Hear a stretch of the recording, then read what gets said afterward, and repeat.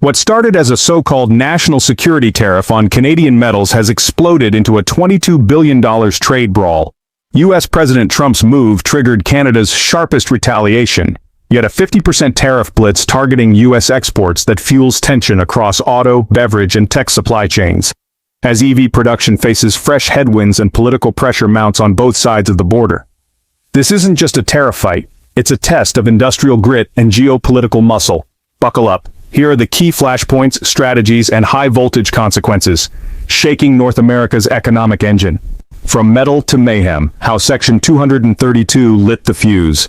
The tension ignited in March when President Trump invoked Section 232 to slap a 50% tariff on Canadian steel and aluminum, citing national security. Officially, the aim was to block Chinese steel routed through Canada, but leaked memos revealed the real focus was origin switching, not Canada itself. Ottawa viewed it as an economic ambush cloaked in defense rhetoric.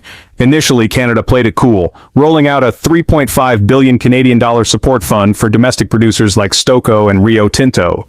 But prices surge. Canadian hot-rolled coil steel jumped $308 per ton above U.S. rates, hammering construction budgets and car chassis costs. By June, companies across Ontario and British Columbia were drowning in emergency loans. Then came the breaking point. During a confidential cabinet session at the Rideau Wing, Prime Minister Mark Carney greenlit full retaliation, a 50% tariff on $22 billion of U.S. exports. The leak hit headlines within hours, rattling Bay Street and sparking lobbying chaos in D.C. This wasn't just trade, it was a geopolitical reset, with Canada drawing a sharp line in the steel-laden sand. But retaliating with tariffs wasn't Canada's only move. It was just the beginning of a far more calculated strategy. Carney's counterstrike, turning tariffs into a science-backed offensive. Canada's response wasn't just tit for tat. It was a calculated maneuver built on carbon data, political momentum, and industrial strategy instead of reacting emotionally. Carney flipped the script with a science-first values-driven play. Within 48 hours, his team launched a forensic audit of Canadian steel and aluminum using furnace chemistry reports and carbon isotope data to debunk the U.S. national security claim. The narrative shifted. Canada wasn't just a victim, it was a cleaner, smarter producer. Meanwhile, simulations showed that Ottawa's 50% tariff on U.S. steel could add 420 CAD per ton, translating to about 850 CAD in added cost per SUV or pickup for American automakers. That pain felt in Detroit, not Toronto. Public support surged. Nearly 7 in 10 Ontarians backed the move. Carney built a domestic coalition with the NDP and Bloc Québécois, while industry players from United Steelworkers to aluminum groups and beverage giants lined up behind him. This wasn't just retaliation, it was a campaign for climate accountability, economic justice, and national self-respect. Canada wasn't playing defense anymore. It was setting the new industrial rules of engagement before we shift into the next chapter. If you're finding this breakdown valuable, hit that subscribe button and turn on notifications so you never miss a shift in the global auto landscape. Now let's look at how Canada backed its bold rhetoric with billions in climate-focused industrial reinvestment. The Green Steel Blueprint. Ottawa bets big on climate and capacity. Carney didn't just fight back, he doubled down on Canada's long-term industrial edge.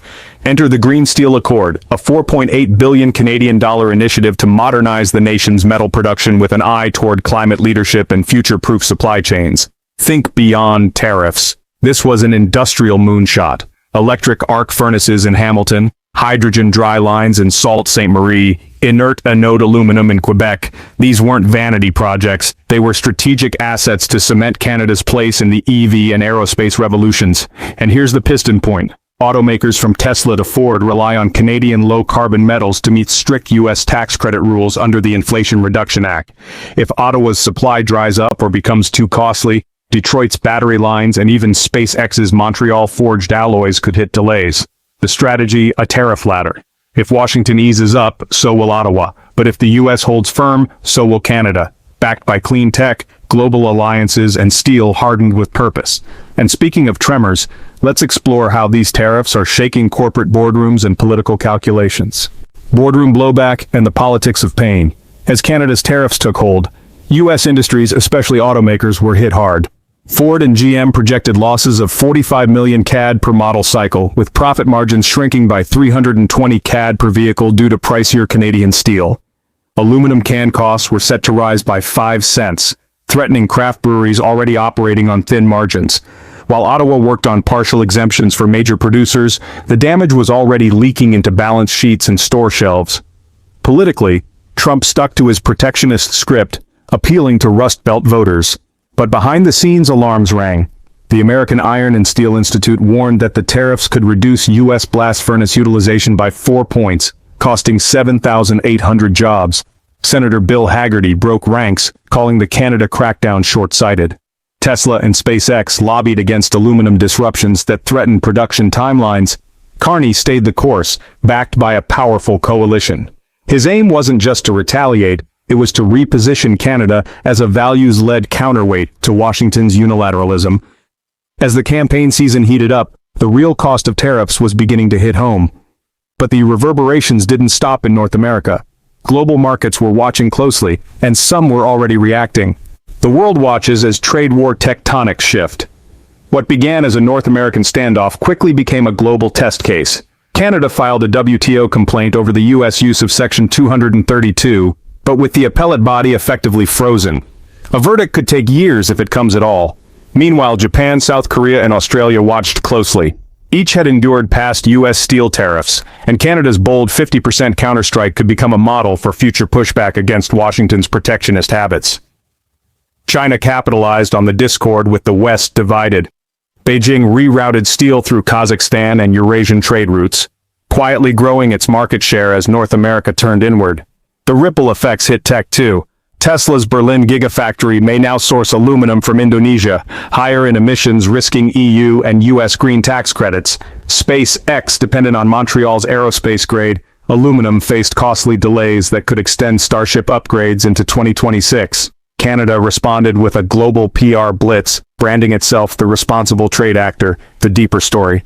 This clash is about more than metals. It's a high-stakes blueprint for future trade shaped by climate, tech, and geopolitical fault lines. So where does this all leave us? Final gear, the verdict on a steel-edge standoff. What started as a tariff spat over steel has evolved into a high-stakes industrial chess match. Canada's 50% counter-tariff wasn't just retaliation. It was a calculated, multi-layered strategy blending climate policy, economic resilience, and geopolitical signaling. Carney used the moment to push Canada into the spotlight, fusing clean tech goals with assertive trade policy.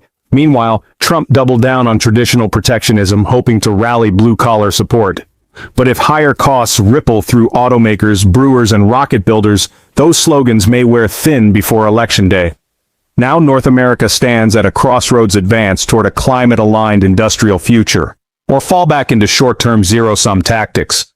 Before you roll out, is Canada's move a blueprint for smarter trade or just diplomatic saber-rattling? Can green tariffs reshape global supply chains, or do they just fuel chaos as the pressure builds? Whose gamble pays off?